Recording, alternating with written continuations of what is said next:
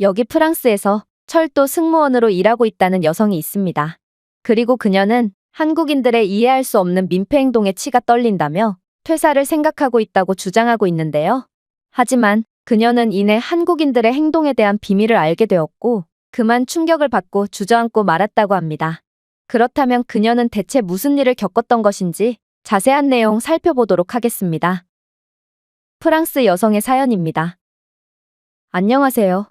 저는 프랑스에서 철도 승무원으로 일하고 있는 줄리아라고 합니다. 솔직히 말씀드리자면 불과 몇 개월 전까지만 해도 제가 가장 싫어하는 국가는 바로 한국이었습니다.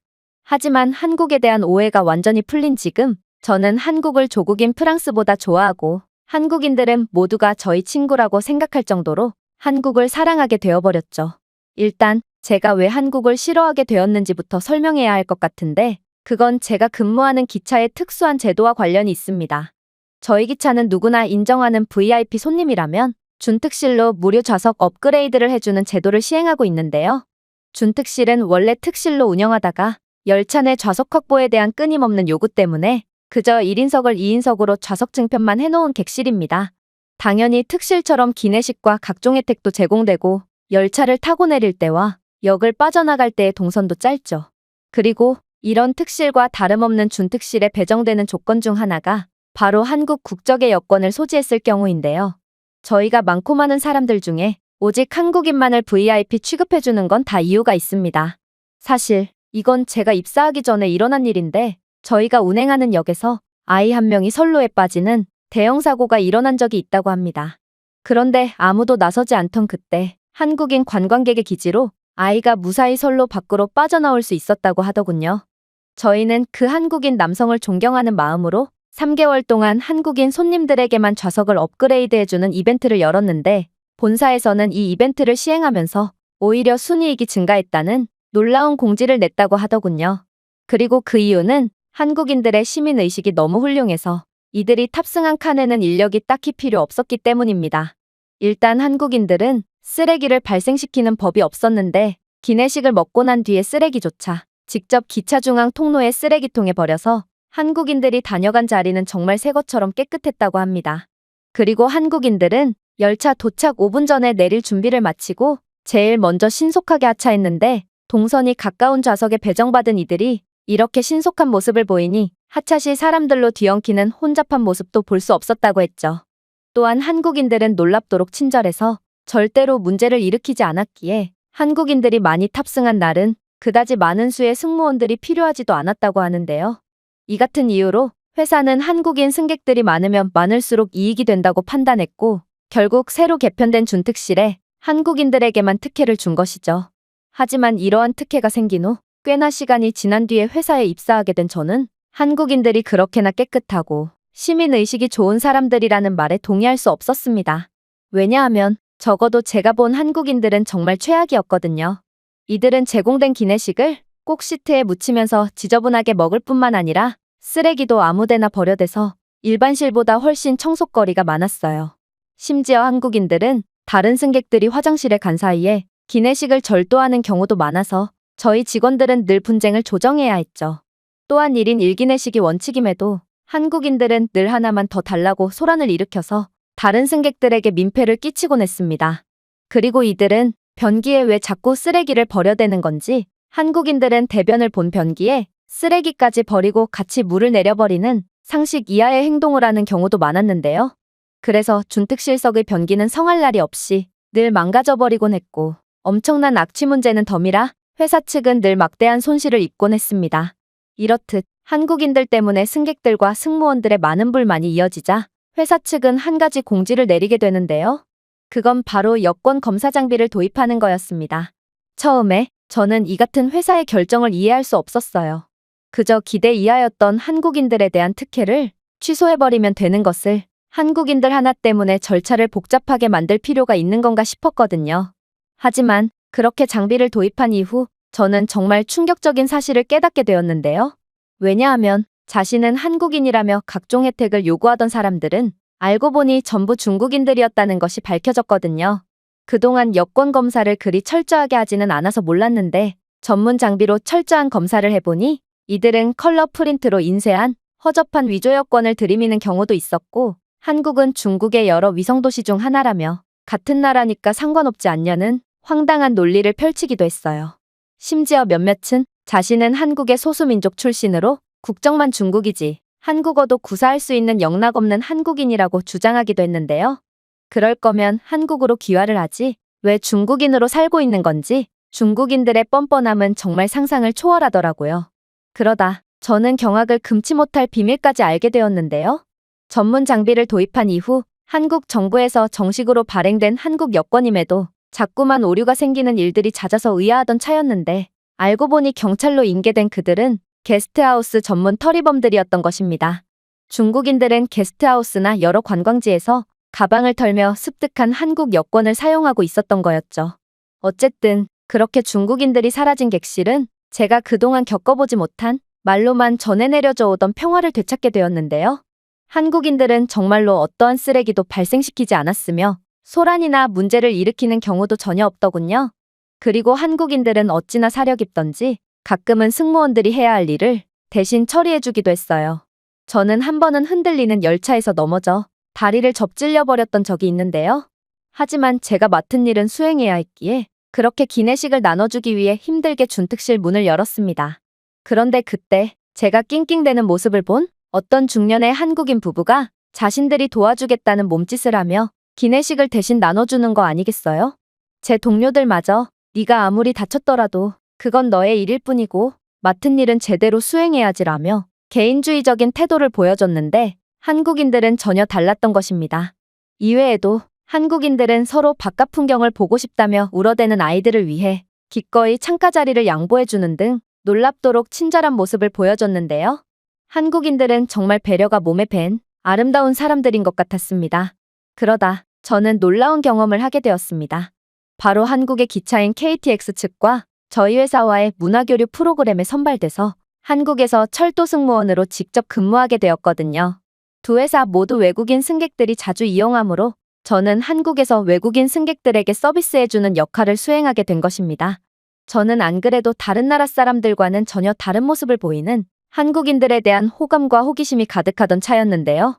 따라서 제가 한국행 문화교류 승무원으로 선발이 되었을 때는 정말 소리를 지르며 기뻐했죠. 그러나 이런 제 환호성이 좌절로 바뀌기까지는 그리 오랜 시간이 걸리지 않았습니다. 한국은 정말 프랑스의 기차와는 전혀 다른 모습을 보여줬거든요. 일단 승무원들이 티켓을 일일이 검사하러 다녀야 하는 프랑스 기차와는 달리 한국의 기차는 승객이 어느 좌석에 앉았는지에 대한 모든 정보가 디지털로 구현되어 있었습니다. 또한 승차표가 위조된 것인지 아니면 날짜가 다른지 등을 상세하게 검사할 필요도 없이 한국의 모든 티켓은 QR코드 체크 한 번만으로도 전부 끝나버려서 저는 빠르고 편리하게 표 검사를 마칠 수 있었죠. 가장 놀라웠던 점은 한국 기차에서는 무임승차를 하는 사람들을 전혀 찾아볼 수가 없었다는 건데요. 프랑스에서는 무임승차를 하는 사람들이 엄청나게 많고 이들은 화장실 등에 숨어대서 어쩔 때는 제가 승무원 일을 하고 있는 건지 승객들과 숨바꼭질을 하고 있는 건지 분간이 잘 안 될 때도 많습니다. 하지만 한국에서는 최첨단 기술뿐만 아니라 사람들의 훌륭한 시민의식 덕분에 업무가 무척이나 쉽더라고요. 사실 한국인들의 수준이 높은 건 익히 알고 있었지만 기술 수준은 프랑스가 더 우위에 있다고 생각했던 저였기에 이렇게 압도적인 기술 격차를 보인다는 점은 엄청난 충격으로 다가올 수밖에 없었습니다. 하지만 놀라운 점은 이뿐만이 아니었습니다. 한국은 지금껏 제가 프랑스에서 보고 겪은 것들은 아무것도 아니라는 듯한 믿기지 않는 모습을 계속해서 보여줬거든요. 일단 역사 내부에 있는 직원용 숙직시설도 정말 엄청났는데요. 사실 제가 프랑스에서 근무했을 때 직원을 위한 숙직시설이 너무나도 부족해서 특별한 경우가 아니라면 그저 좁디 좁은 직원용 임시 휴게실이나 탈의실 등의 단체 공간에서 땅바닥에 담요를 깔고 자는 것 외에는 별다른 수가 없었습니다. 그래서 잠자리에 민감한 저는 야근이라도 하는 날에는 사비를 써서라도 택시를 타고 나가서 호텔에서 묵곤 했죠. 심지어 프랑스의 기차역에는 별다른 식당이나 편의점도 거의 찾아볼 수 없기에 형편없는 음식을 말도 안 되게 비싼 가격에 구매해서 먹거나 새벽에 졸린 눈을 비비고 일어나 도시락을 싸와야 했습니다.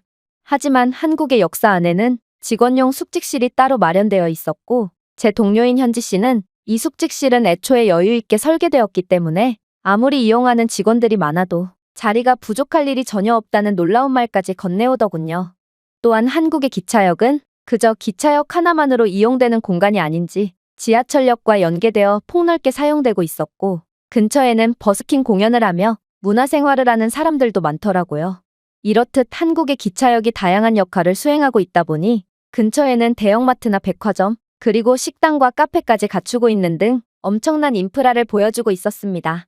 한국의 천재적인 장소 활용 능력 덕분에 시민들과 직원들 모두가 엄청난 인프라의 혜택을 볼 수 있다는 점은 정말 봐도 봐도 놀라웠죠.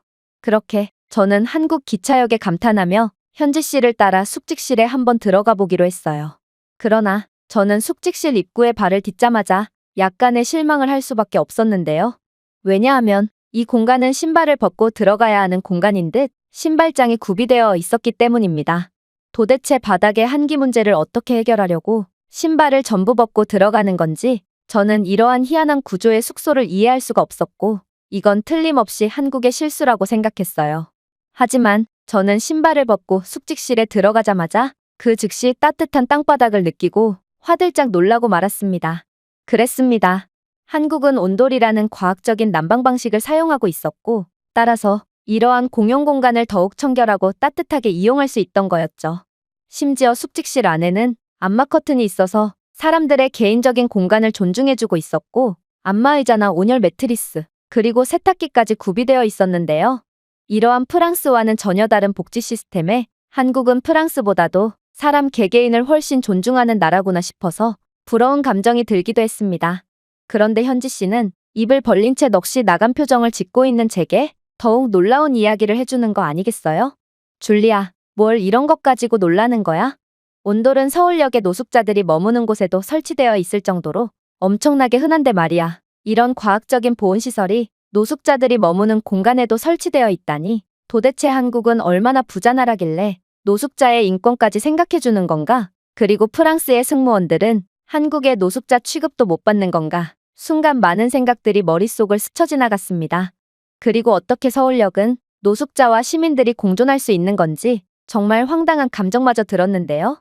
프랑스의 노숙자들은 약물과 묻지마 범죄 등 각종 사회 문제를 일으키고 있는 위험한 존재라 시민들과의 공존이 불가능하거든요. 하지만 한국은 어떻게 노숙자들마저 나름의 시민의식을 유지하며 사회 질서를 지킬 수가 있는 건지 정말 한국이라는 나라는 알면 알수록 놀랍다는 생각이 들었죠. 어쨌든 그렇게 한국의 놀라운 복지에 감탄하며 저는 한국에서의 근무를 이어나갔는데요. 그런데 한국 기차에서 일하다 보니 뭔가 허전한 느낌이 들더군요. 그리고 그 허전함의 정체를 깨달았을 때 저는 기겁을 할 수밖에 없었죠. 왜냐하면 한국 기차에서는 승객들이 폭발물이나 무기를 소지했는지에 대한 검사를 전혀 하고 있지 않았거든요. 이건 정말 아니란 태도였기에 저는 한국에 대해 약간의 실망감이 들기도 했어요. 프랑스에서는 기차에 폭발물을 설치한다거나 무기로 승객들을 위협한다거나 하는 사고가 계속해서 일어나고 있고, 따라서 승객들의 짐을 검사하는 과정을 거치곤 합니다. 하지만 한국은 일체의 검사 없이 모두가 기차에 탑승하고 있었고, 심지어 딱 봐도 수상해 보이는 사람들조차 의심 없이 기차에 탑승하는 모습을 본 저는 혹여라도 위험한 상황이 일어날까봐 겁에 질리고 말았죠. 안 그래도 한국은 북한이라는 위협이 도사리고 있는데 어떻게 이러한 안일한 태도를 보여줄 수 있단 말인가요? 그러나 이런 제 걱정을 들은 현지 씨는 황당하다는 표정을 지으며 제게 놀라운 말을 해주기 시작했어요. 줄리아, 한국에서는 내가 걱정하는 일은 절대로 일어나지 않아. 그리고 내 말대로 한국은 아직 휴전국이고, 그래서 대테러 부대나 폭발물 처리 부대가 도시 곳곳에서 대기하고 있어. 또한 우리는 만일의 상황을 대비하여 군부대와 직통으로 연결되는 별도의 통신 인프라를 가지고 있지. 즉, 만약 그러한 시도가 있다고 해도 순식간에 제압당할 거라는 이야기야. 이건 정말 놀라웠어요. 아무리 기차를 향한 공격이 자주 일어나는 프랑스라도 군인과 경찰이 투입되기까지는 꽤나 시간이 걸리거든요. 하지만 한국은 일어나지 않는 일임에도 이미 준비가 완료되어 있는 상태였고, 애초에 한국인들은 어떤 경우라도 극단적인 방식을 사용하지 않는다니 프랑스와 너무나도 비교가 되는 모습에 부끄러워지기도 했네요. 어떻게 한국은 이렇게 단점이 없는 완벽한 모습만 보여줄 수 있는 걸까요?